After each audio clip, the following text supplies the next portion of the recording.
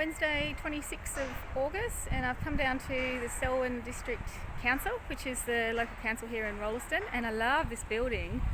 They're all around, all the buildings, the stone with the council and the works building behind. It's really cool. There's a lot of them here in the South Island, made with the pebbly things. I really like them. Anyway, back to the story. So I've come down to the council. They have AA in here, which is, to do with the roads and stuff, because I just needed to make sure that I am licensed. If I'm going to be here for any length of time, I need to make sure that I'm covered, insurance-wise, with the car, any car that I'm driving. And I can drive on an Australian licence for 12 months, which is really cool. But, we're looking at possibly being here longer than that. We've already been here 6 months, so it's a matter of an application form and going into Christchurch itself, into whatever branch I need to go to, and sorting that out. So I've got a bit of time, a bit of leeway, but moving forward I may need to actually do that.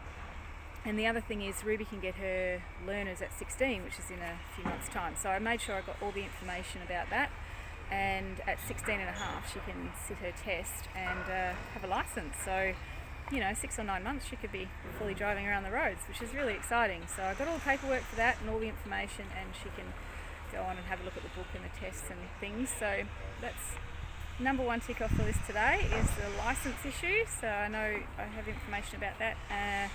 We have to get a bank account, which we will do today after school, because Ruby's school finishes at 2:20 today.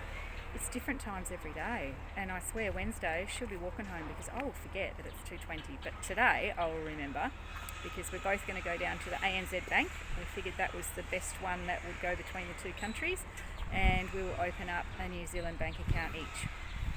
And I think the next job, I'll get back to the house at Moore Street and get a IRD number. I can get that online, and that is like a tax file number.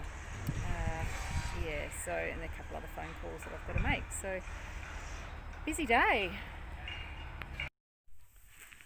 So, I have said IRD number. Well, I've applied. Just got to wait a couple of days for that to come through. And we did go down to the ANZ Bank, and we've made an appointment for tomorrow afternoon, but I need to prove address, and I don't have anything to prove that I live here, and say a bank statement that has a post office box number on it, so that can't prove it either. So I'm not sure how I can prove an address I don't have as far as the bank account goes, but I'll go down tomorrow and see what they can do for us. So that's organised, tick. And I did ring up for a couple of jobs today. I ended up ringing the recruitment agency to see if they may help me with the CV, to make sure I got all the information out that a potential employer would like to know about. And I was told that I didn't actually have to do a CV. I could just do a quick letter to inform them of all the things I just told them, and that would be enough. So I've sent that off.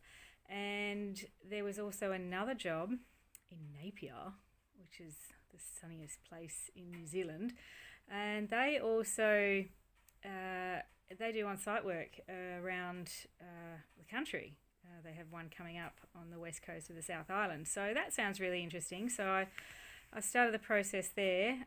They did ask me to come down, which I can't do because I'm in the wrong island, but I think Grant or Brian will be ringing me tomorrow, and we'll have a bit more of a chat about the parameters of the job, and remuneration is the other issue. So that was going forward, which is really cool. I also applied online for a job, deep sea fishing. They train and pay for accommodation for about 5 or 6 days. So you'd know over those days whether it's going to be suitable or not. And I thought it would just be for like deckhand or something. But when I've actually gone through the application process to put my hand up and say, yeah, let's try this, there were jobs for engineers. So the starting wage for a deckhand is 45,000 to 70,000, but the starting wage for a trainee engineer is 55,000. So I thought I had skills that would transfer more for the engineering, looking after the refrigeration parts of the boat and the mechanics of the boat, which interests me much more than smelly fish. And you go out for 2 swings and then you stay home for 1. So it'll be 6 to 12 weeks out, depending on the swings, and then 3 to 6 weeks home, which would be really great because while you're out, they're paying for obviously your accommodation because you're on a boat, and they're feeding you, so you'd be saving quite a bit of money. And that looked interesting. If I have to come down in my wages at all, then why not try something different? And $55,000 a year, that's $1,000 a week, paid each week, and I'd be learning new skills. So we'll see what comes of that. Yeah.